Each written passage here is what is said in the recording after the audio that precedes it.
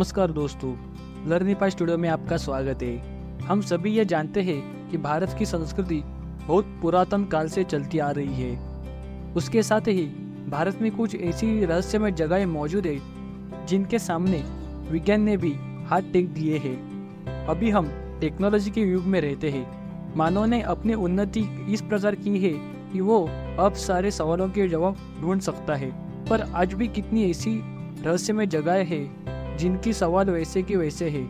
भगवान के कितने सारे रूप हम अपनी संस्कृति में देखते और सीखते आए हैं, पर आज हम भगवान को माने या न माने इस विवाद में फंसे हैं। ऐसे ही विवाद को खत्म करने के लिए हम जानेंगे भगवान की लीला का एक अद्भुत नमूना, जिसका नाम है जगन्नाथ पुरी मंदिर। जगन्नाथ पुरी एक ऐसा मंदिर है जो विज्ञान के नियमों से विपरीत चलता है। यह मंदिर अपने आप में एक रहस्य का खजाना है। यह मंदिर उड़ीसा राज्य के पुरी गांव में स्थित है। तो चलिए जानते हैं इसके अद्भुत और अचंभित करने वाले रहस्यों के बारे में। एक पुरातन कथा के अनुसार भगवान कृष्ण एक पेड़ के नीचे बैठे थे। तभी उनको एक शिकारी का जहरीला बाण पैर पर लगा और उनकी मृत्यु हुई। उसी शिकार ने उनका शास्त्रोक्त अंतिम संस्कार किया। पर भगवान कृष्ण की पूरी चिता जलने के बाद उस शिकारी को चिता में एक चमकदार चीज मिली। उसने उसको भगवान कृष्ण का अंश मानकर एक लकड़ी को बांधकर समुद्र में विसर्जित किया। यह चीज और कुछ नहीं, भगवान श्री कृष्ण का दिल था। ऐसे ही एक दिन अवंती के राजा इंद्रद्युम्न, जो भगवान विष्णु के बहुत बड़े भक्त थे, उनको भगवान विष्णु ने सपने में आकर कहा कि तुम पास वाले समुद्र में जाकर एक डुबकी लगाओ। वहां पानी में मैं तुम्हें एक लकड़ी के रूप में मिलूंगा। दूसरे ही दिन राजा ने समुद्र में डुबकी लगाने गए।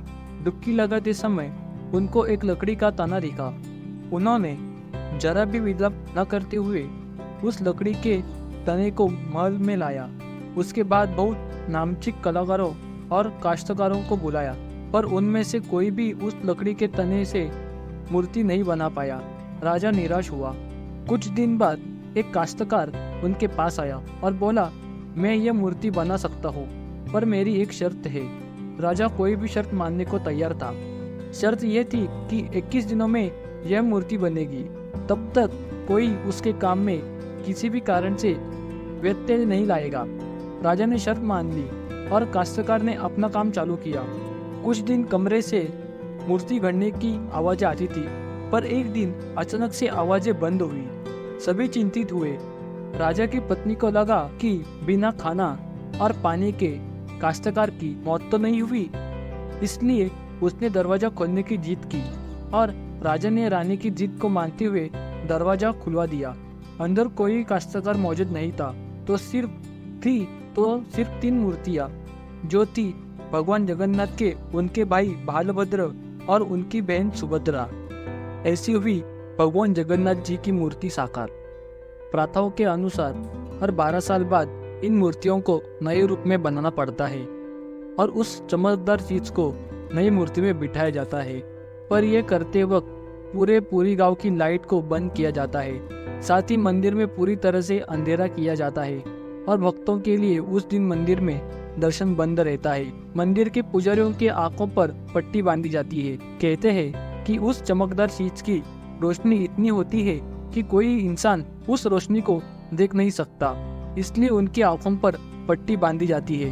पर जिन्होंने यह काम किया है, उनके हिसाब से वो दिल हाथ में लेने के बाद जिंदा खरगोश की तरह लगता है। ये थी मंदिर स्थापना की कहानी। अब जानते हैं इस मंदिर की रहस्यमय और दिलचस्प बातें। इस मंदिर के ऊपर एक ध्वज है। यह कोई आम ध्वज नहीं है, यह भगवान विष्णु के वहाँ होने का प्रतीक माना जाता है। इस ध्वज की खासियत यह है कि ये हवा के प्रवाह की विपरीत दिशा में फड़कता है और आज तक विज्ञान भी इसका जवाब ढूंढ नहीं पाया है। इस मंदिर के पुजारी ध्वज को रोज मंदिर के ऊपर चढ़कर बदलते हैं। आज तक ऐसा कोई भी दिन नहीं हुआ जब यह ध्वज बदला नहीं गया, क्योंकि अगर ऐसा हुआ तो कहते हैं कि यह मंदिर 18 साल के लिए बंद हो जाएगा। इसके बाद आते हैं मंदिर में बंटने वाले प्रसाद की बारी। यह मंदिर हमेशा भक्तों से भरा रहता है।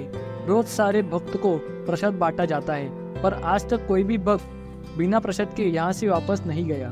प्रसाद का प्रमाण इतना सही होता है कि न प्रसाद बचता है और न किसी को कम पड़ता है। यह कहानी खत्म नहीं होती।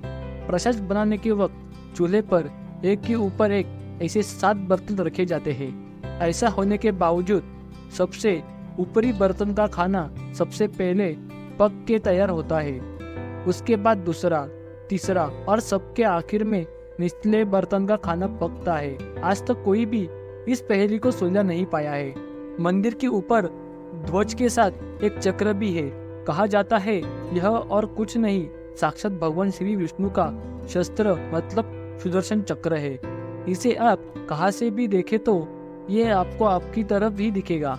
आज तक इसका भी कोई अंदाजा नहीं लगा सका कि आखिर ये कैसे होता है। मंदिर है तो मंदिर का कलश भी होगा। यह कलश जिस आधार पर स्थित होता है, धूप की वजह से उसकी परछाई तो होनी चाहिए। पर दोस्तों, यही है भगवान का चमत्कार, जहाँ विज्ञान भी फीका पड़ जाता है। किसी भी दिन या दिन के किसी भी वक्त इस कलश की परछाई नहीं पड़ती। ये इकलौता ऐसा मंदिर है जिसके ऊपर से हवाई जहाज, ड्रोन ऐसी कोई भी चीज नहीं उड़ सकती। चलो ठीक है, यह मानव निर्मित वस्तु है, पर इसके ऊपर से कोई भी पंछी आपको उड़ते हुए नहीं दिखेगा। हम अक्सर देखते हैं पंछी हमारे घर के छतों पर बैठते हैं, पर इस मंदिर में आपको नहीं दिखेगा। भगवान जगन्नाथ, जिनके नाम का मतलब ही पूरे जगत के नाथ है, इनकी साल में एक बार रथ यात्रा भी निकलती है।